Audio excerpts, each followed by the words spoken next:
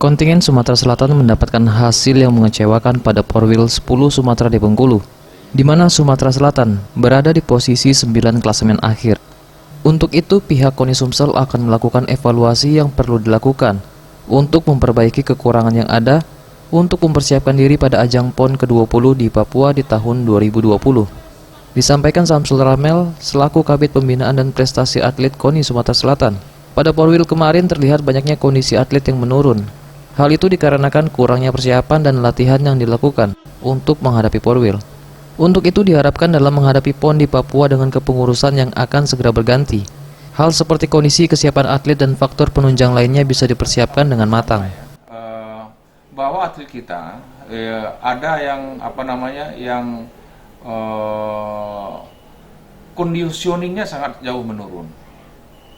Ya, kenapa conditioning tidak sejauh menurun? Ya, karena itu persiapan tadi, bahwa latihan mereka, istirahatnya mereka, gizinya mereka, dan sarana prasarana pendukung. Nah, maka bertanding, tapi alat tidak ada.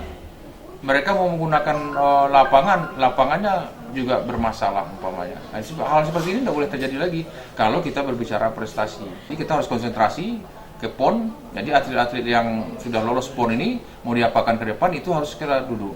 Nah, mudah-mudahan dengan kepengurusan yang baru nanti ya sudah ada konsep ya, dan kita akan berikan konsep dengan pengurus yang baru untuk melanjutkan nanti. Ya, mudah-mudahan ke PON 2020 itu jangan sampai gagal seperti ini. Karena PON yang lalu pun kita ranking 21. SCPM, Sriwijaya TV.